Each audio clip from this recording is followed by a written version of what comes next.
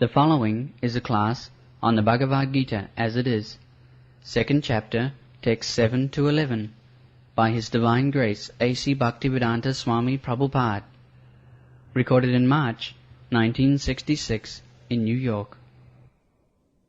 So these are opulences: wealth, strength, fame, beauty, knowledge, and renunciation. 6.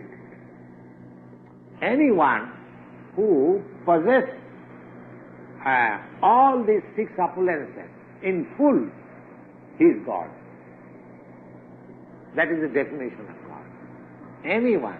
So when Krishna was present on this earth, he sold his opulences in full.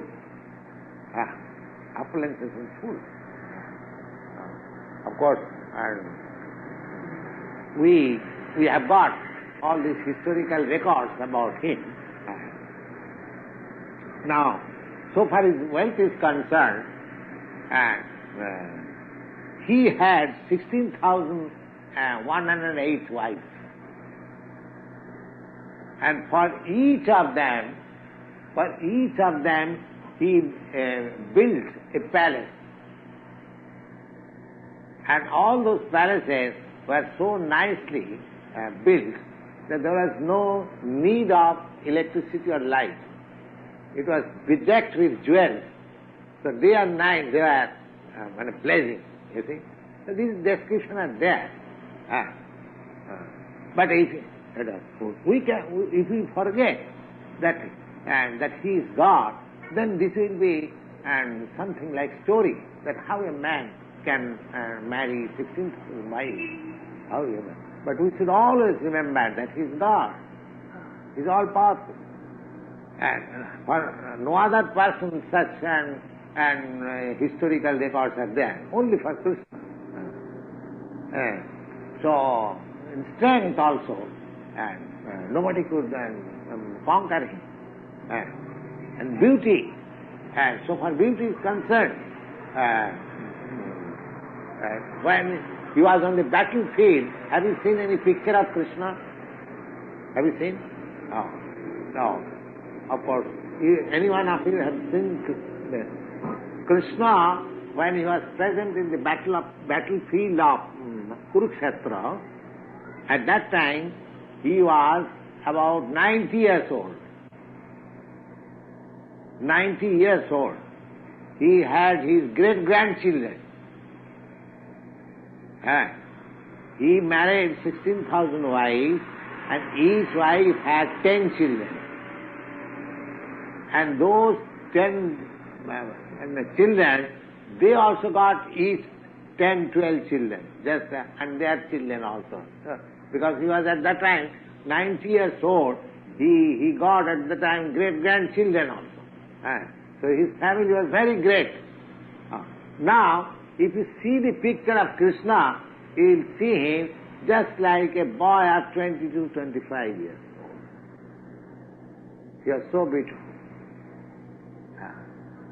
He was so beautiful. That is the sign of God. It is stated in Brahma Samhita.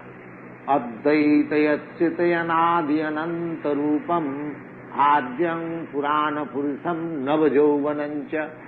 He is the original person. Because from God everyone has God. Therefore he is the original person. Adyam Purana Purusam. Purana is the oldest person. He is still Navajovanancha. Whenever you see God, this is the sign of God. You will find him just like a youth, a new youth. Youthfulness means 16 to 24 years. So, Navajovanancha. That is the sign of God. So he was so beautiful that when he was a boy of 15 years old, the whole of the same age girls of his age, they were after him. He was so beautiful. So, in beauty, he was super excellent. In wealth, he was super excellent. In strength, he was super excellent. And in knowledge, Now, here is a book, Bhagavad Gita. Apart from other books, other knowledge which is imparted to others. Now, here is a book which was imparted to Arjuna. Now, it is so the depth of knowledge that people are still considering. Great, great scholars. We are not reading, but Dr. Radhakrishnan, one of the greatest scholars of the world, now he is the President of India.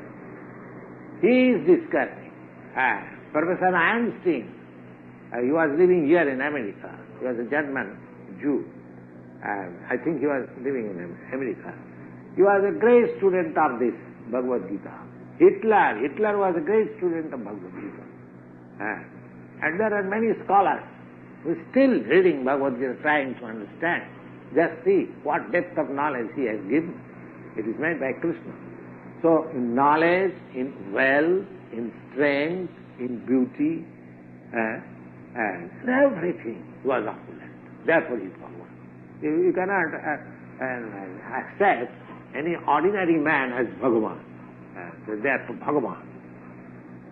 Now, Bhagavan Uvacha, and because he has been accepted as the spiritual master, just like a teacher has the right to sometimes rebuke this student.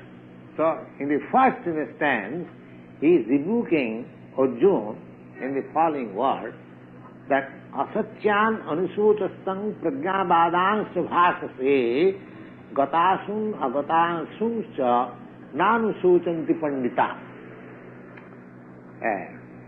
That Arjuna, you are speaking just like a very great learned man, but you are, in other words, you are a fool. You do not know how things are going on. Because Pandita, those who are learned men, they would not have lamented just like you are doing. That means indirectly he says, Pandita means learned. Learned man does not lament over a dead body or a living body. Gatasun agatasun. Suns means life. One has lost his life and one has got his life. A body, a living body and a dead body.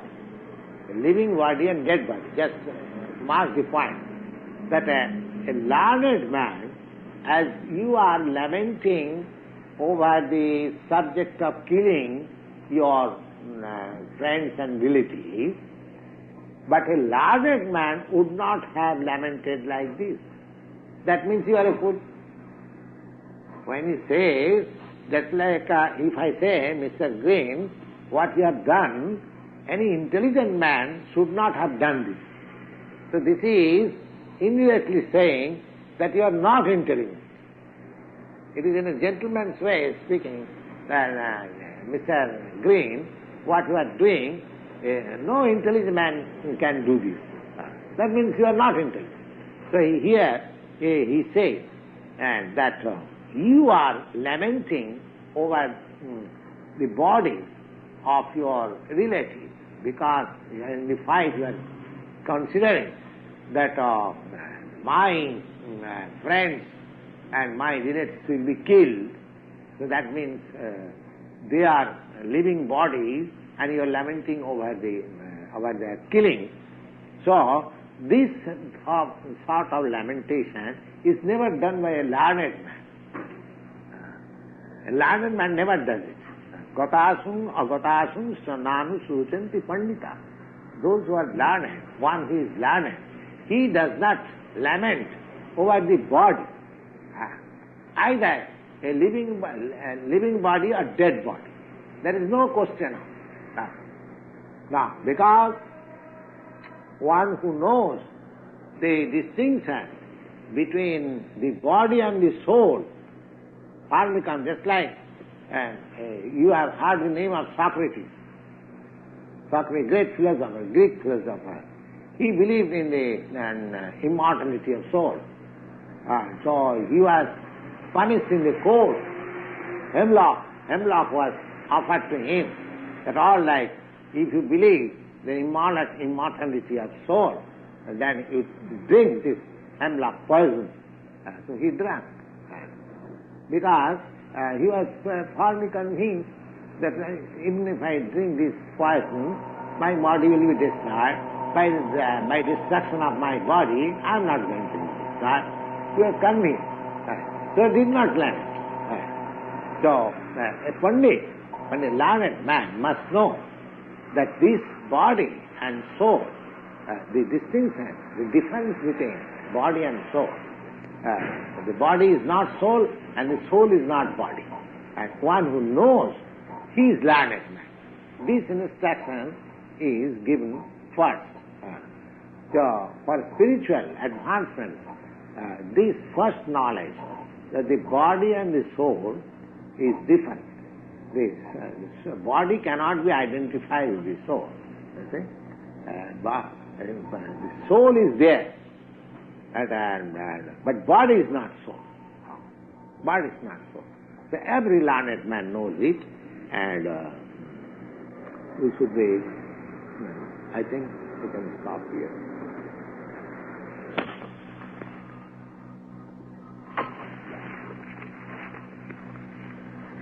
So, Krishna is in this he's identified the Bhagavan. Bhagavan means that nobody can surpass his knowledge.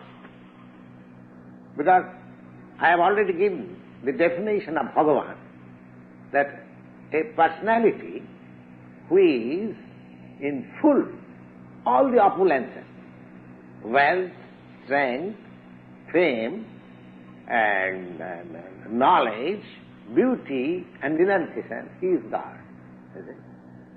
So, now in this, at the present moment when people are God-led, I think this definition is convincing. If you find out a personality, that one who has got in full all these opulences, he is God, then it will be very difficult to present an ordinary man as God. You will find that in the Bhagavad Gita, when Arjuna was convinced that Krishna is the Supreme Personality of Godhead, but because in future others will have doubt about Krishna, he requested Krishna, will you show me your universal form? And Krishna agreed and showed him the universal form. That means in future, any intelligent man accepting a so-called God may also ask him, just show something that you are God. Without showing something simply by false advertisement, one cannot be God. The whole mistake is that we do not know what is God. We consider God maybe just like one of us. No. The God who is controlling such a huge affairs of universal administration, he cannot be. He is superconscious. That is superconsciousness. Now, yes, asatyanam sutastam pragnamanang subhasa. Now the whole living existence is a very subtle thing. Now this body made of earth, water, fire, air, sky, this gross body. And behind this there is another subtle body, that is mind, intelligence and ego. So when we give up this gross body, that subtle body carries me to another gross body. So when this body is lifeless, that body, subtle body, is not lifeless. Just like at night, when this gross body is asleep, the subtle body works. Therefore we dream. The subtle body carries to next life. And I have given in the introduction that how one man changes his body. Janjangamapi smaran loki tajatanti kalevaram. Now the subtle body, I mean to say mind, intelligence and ego, when these three things, psychic life, is absorbed in a certain kind of thought, the dying man gets a similar body in the next life. That we shall come when we make progress in the study of Bhagavad Gita. Just like the air passing over the rose tree carries the flavor of the rose, and the air passing over a filthy place carries the flavor of that filthy place. The air is pure, but because it is passing over certain conditions, it carries the flavor. Similarly, the mind, intelligence and ego carries the flavor of our present activities to the next life. That is the subtle mystery of transmigration of the soul from one body to another. Now, in this life, we purify, just like rose. The next life, we shall get a body which is full of flavor.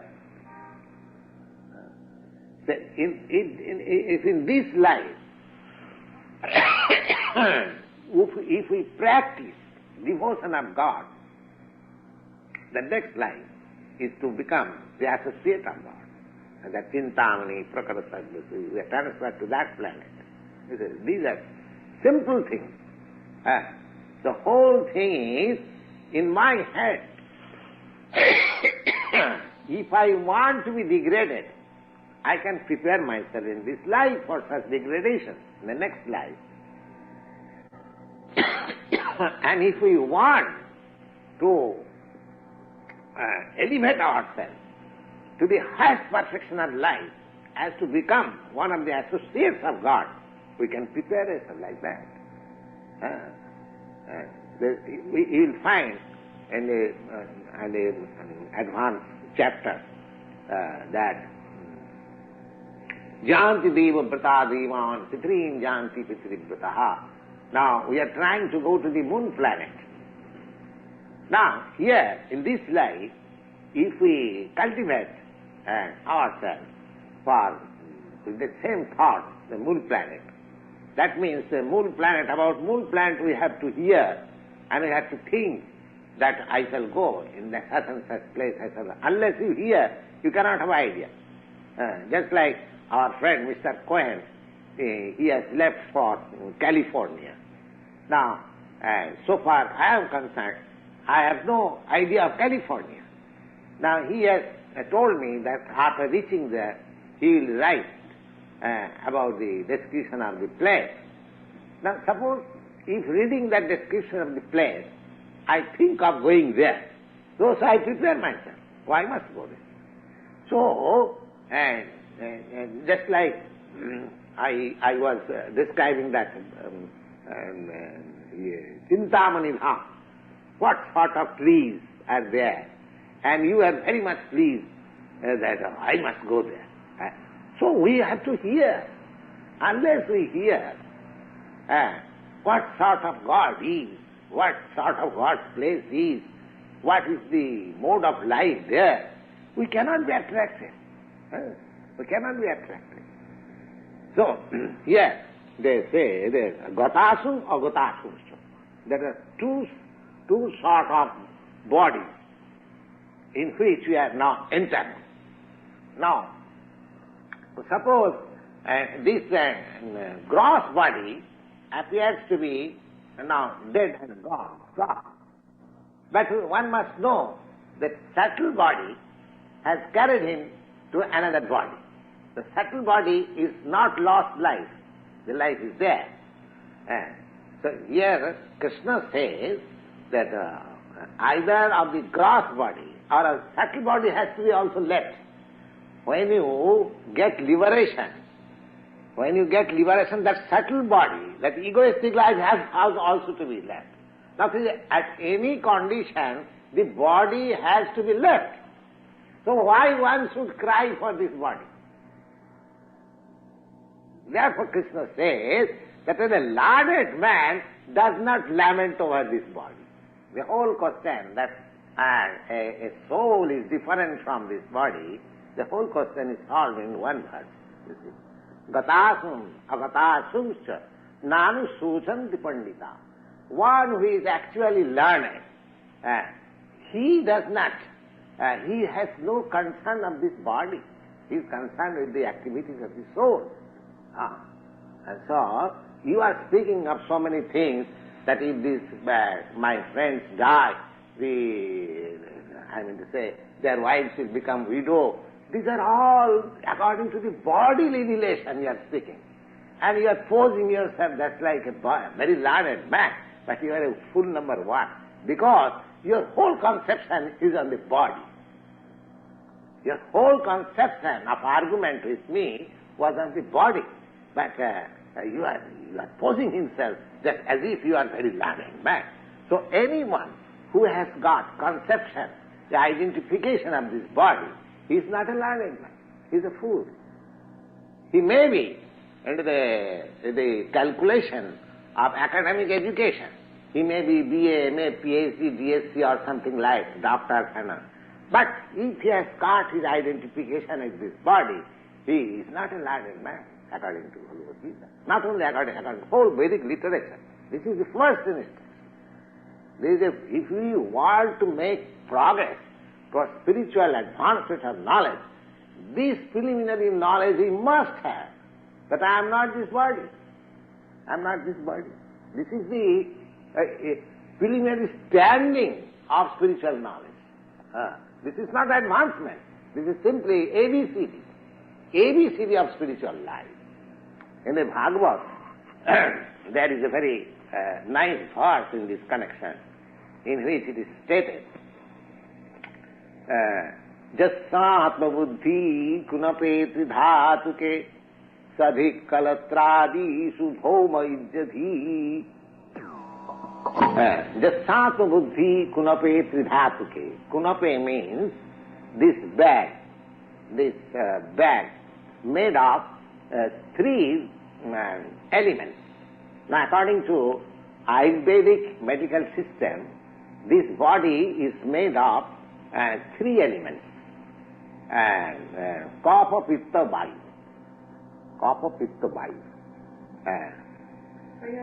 Yes, Kapha means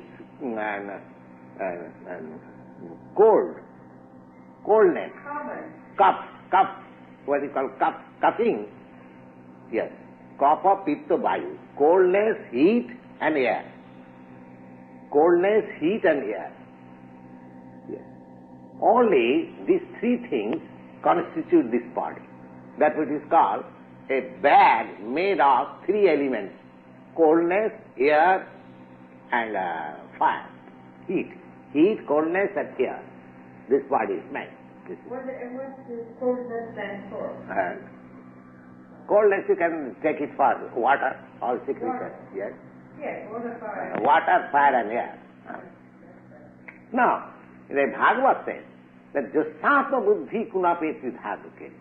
If anyone is identified with this body made of water, air and fire, and Jassatma buddhi kunapetri dhatuke, this is a body made of three things. Now, and sabhik kalatradishu, and if one thinks the issues, the byproducts of this body as his own kinsmen, just like my children, my wife, my relatives, my father, my mother, my brother, my nation, my society, everything is due to this bodily relation. And there are thousands of women loitering in the street of the Devon, and suppose I have got some bodily connection with you, I call you my wife. And because I have got bodily relation with you, all the children produced by you, they are my children. You see? So whole thing is, the basic principle is wrong, that I am this body. And now from the expansion of the body, the whole thing is false. Because I am not this body, so my expansion of body is also not a... But whole world is going on this false impression. The whole world is going on. They're fighting between one nation and another nation because due to this body. So the Sattva Buddhi Kunapi Tridhadase, one who is identified with this body, which is made of water, fire and air, and the issues from this body as kinsmen and own men, the Sattva Buddhi Kunapi Tridhadase, Sadhik Kalastrādishu, and attachment for such issues, and Bhoma Ijjadhi, and the land from which this body has grown up, that is worshipable. Now everybody is fighting for the land. We are Indian, we are Pakistani, we are Vietnamese, we are American, we are German. The fighting, so much fighting is going on. The land for the land. So land has become worshipable, so worshipable that one is sacrificing his valuable life for that land. You see. But the land is so dear. Why? Because his body has become grown up from this land. So that is also there, the bodily connection.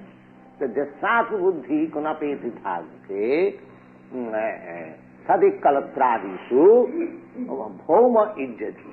Bhoma. In the land, they have no what, they have no meaning for God, not the Russian philosophy. They have no meaning for God, but they have every meaning for the land. For the land. The land as they are identified as worshipable. And they are prepared to sacrifice anything for the land. So the Sattva Buddhi Kunapi Tridhadase, one who is identified with his body, and one who thinks the bodily offshoots as his own man, and the land from which the body has grown as worshipable. Jatirtha Buddhi Salile. Jatirtha Buddhi Salile. Now, in Christian world also, that the water of the Jordan River is sacred, is considered. Similarly, Hindus also, when they go to some pilgrimage, they take bath on the sacred river. But one should know that going to the sacred place does not mean simply to take bath in that water. Real meaning of going to a sacred place to find out some intelligent scholar in spiritual knowledge. They are living there, to make association with them, to take knowledge from them. That is the purpose of going to pilgrimage. Because in pilgrimage, in holy places, just like my residence is at Vrindavan. So at Vrindavan there are many great scholars and saintly persons living. So one should go to such holy places not simply to take bath in the water, but he must be intelligent enough to find out some spiritually advanced man living there and take instruction from him and benefited by that. But he does not go. He takes simply bath and purchases some goods and advertises, I have been to such and such pilgrimage. So the Sattva Buddhi Kunapi Tridhadase and Jatirtha Buddhi Salile na karhiche janesu abhigyesu. He has the attachment for pilgrimage for taking bath only, but he has no attraction for the learned people there. You see? So such kind of man is considered as ass. Sayava go go means cow and khara means ass. So practically the whole world is moving as a civilization of cow and asses. Because the whole thing is identification with this. The big center is this body, an expansion of the body, the attraction, whole attraction is there. Yes, you want to? Yes, in the places known as secret places, Yes. In sacred places. Yes. Is that also the fact that there is more magnetism there because of the meeting of Yes. saints and more advanced? Certainly. Therefore, the place itself has got some magnetism. Yes. Just like at Vrindavan, that is practical. Now, here I am sitting in New York, a very great, the world's greatest city, so magnificent city. But my heart is always hankering after that Vrindavan. Yes. Yes. I am not happy here. Yes. I shall be very happy to return to my Vrindavan, that sacred place. But then why you are? No, because it is my duty. I have brought some message for you people. Because I am ordered by superior, my spiritual master, that whatever you have learned, you should go to the Western country and you must distribute this knowledge. So in spite of all my difficulties, all my inconveniences, I am here because I am in duty. That is my personal convenience. If I go and sit down at Vrindavan, I shall be very comfortable there, and I have no anxiety, nothing of the sort, you see. But I have taken all the risks in the old age because I am in duty bound. I am in duty bound. So I have to execute my duty in spite of all my inconveniences. That is the idea. So this is the whole thing. The whole basic principle of spiritual advancement of knowledge. One should first be convinced that he is not this body. He is not this body.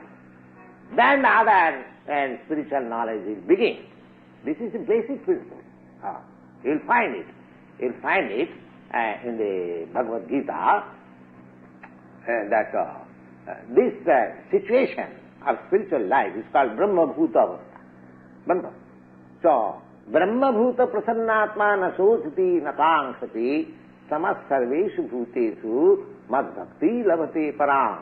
So, unless one understands himself, he also cannot understand God also.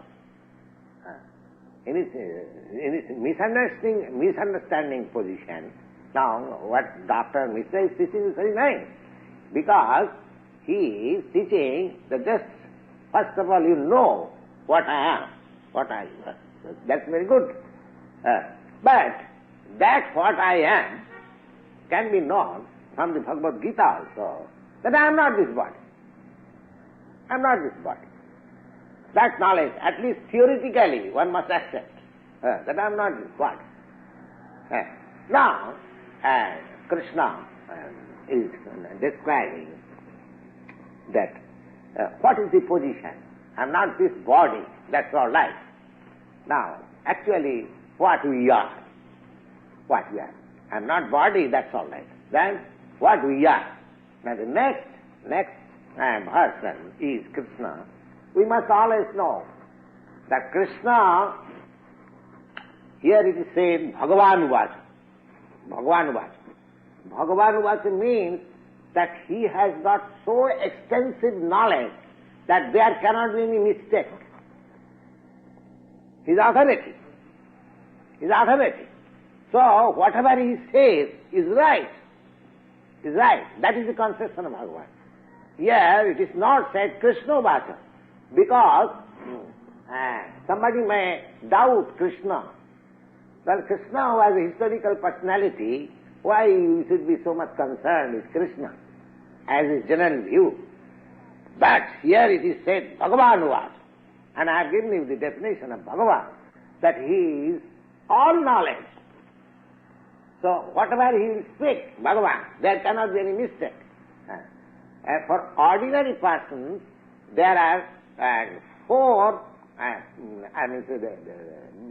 difficulties, four imperfectness.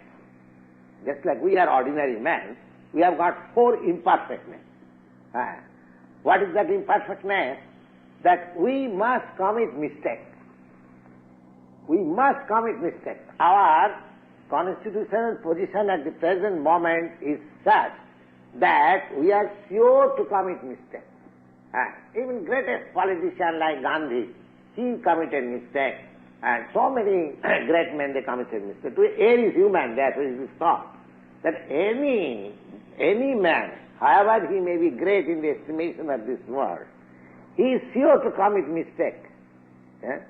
And another imperfection is that he is illusion.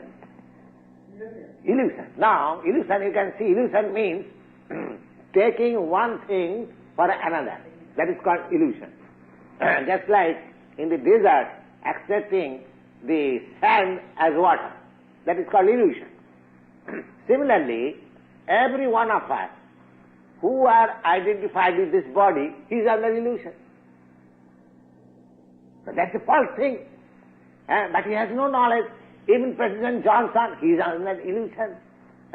Even the greatest scientist, he is under this illusion. So, one is sure to commit mistake, and one is under illusion, and Brahm, Pramam, Vipralipsa. Vipralipsa means the tendency for cheating. That is the third. First is that one is sure to commit mistake, one is sure to be in illusion, and one is adapted to cheat others. Now, he is imperfect, but he wants to give knowledge to others. That is cheating. Everyone is imperfect, but he wants to give knowledge to others. Then you can ask that, you are also giving us knowledge. No, I am not giving you knowledge. I am speaking Bhagavad Gita. I am giving you knowledge as given by Lord Krishna. It is not my knowledge. But it is only interpretation. Not interpretation, it is reading. Yes, So I give you... cheat. No, that is also in the definition of a conditioned soul. These four principles are there. It is not my manufactured things. These are information from authoritative scripture. That a conditioned soul has four imperfectness. One imperfectness is that he is sure to commit mistake. He is illusion, and he has got a tendency to cheat. And above all, his senses are imperfect. So anyone who is above all these four imperfectness, who never commits mistake, who is never illusion, who never cheats others, and who has got perfect senses, he is God. The next question is that the Mayavadi philosophers, they say that because I am now covered in ignorance, therefore I see individuals. Yes. This individual experience that you are Mr. such and such, you are Mr. such and such, you are Mrs. such and such, this individual experience is due to my ignorance. And generally they give the example of a disease, I think it is called medical terms myopia. Myopia means they see this moon in two. The eyes become so defective that whenever they see things, they see two. Yes. Myopia is when you have to see very near. I said, it may not be myopia, but some disease. Something, if somebody sees that. Yes, yes. In two. Sickness? Yes, it is sickness. The eyes. Because the thing is one, but due to my disease of the eye, I see one thing two. There is a disease. There is a disease like that. Usually people who drink. Anyway, that's a abnormal condition. In abnormal condition, sometimes we can see one thing into two, divided into two. So now, that ignorance you cannot apply to Krishna. Because he is all perfect. And if he is not all perfect, then there is no value of his instruction. A man with defect and knowledge cannot impart an instruction. His instruction, therefore, the whole Vedic process is parampara system. Parampara system means that I cannot deviate, I cannot make any interpretation. Evang parampara praptam imang rajasayo vidu, you will find in the 4th chapter. Now you are reading 2nd chapter. You will find, as you have explained in the introduction of Bhagavad Gita, that because just like I am speaking to you, I am an imperfect person. I cannot give you any knowledge. I cannot manufacture any knowledge. If I do that, then I shall deceive you. I can simply present before you the original knowledge. I can explain it in an understandable way, but not deviating from the original text. Now here it is clearly stated by the Supreme Personality of Godhead that natu eva ahanga jatu. Ahang means Sri Krishna himself. Now sometimes we make some grammatical jugglery of words, but I cannot understand. Now aham, myself, when I speak, aham or myself is applicable to me. When you speak, the aham is applicable to you. But that does not mean because there is a common understanding of myself between you and me, therefore not that I and you become one. When you speak, you say, I speak. When I say, I speak. That does not mean this I and that I becomes one. Sri Krishna says like that, natu aham. He, that means this aham Sri Krishna, and na tvang and you, that means Arjuna, and na ime janadhipa, neither all these kings.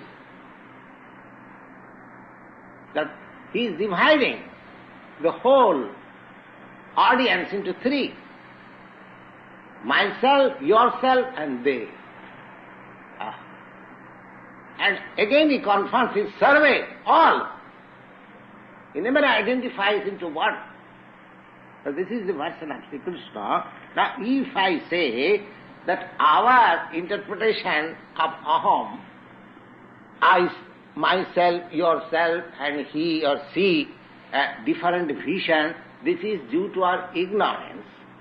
You can say, because I am ignorant, it may be my mistake that I see differently from you. But Sri Krishna, Lord Sri Krishna cannot see like that. He is above all this ignorance, because he is all perfect.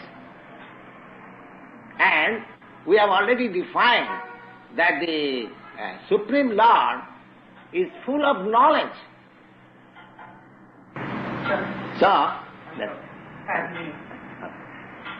he is full of knowledge, supreme knowledge. Now, if the Supreme Personality with full knowledge, he cannot commit any mistake. No. How can he commit any mistake? Then there is no meaning of full knowledge. If you are in full knowledge, then how you can commit mistake? So this ignorance of duality, because they say that we see two because it is due to our ignorance. everything is one. But here, you cannot apply that ignorance to Sri Krishna. Otherwise, his instruction of whole Bhagavad Gita, which is so importantly taken by all authorities, all scholars, then it is at once rejected. If it is supposed that Sri Krishna was also to commit mistake or he was in imperfect knowledge, then whole thing becomes rejected. So it is not like that. So Sri Krishna, he is the Supreme Personality of Godhead, he is in full knowledge, and therefore, as he says, that either myself or yourself or all these persons, kings and soldiers who are assembled here, they are all individuals. In the past they are individuals, in the present we are individuals, and in the future they will continue to be individuals. Now one thing,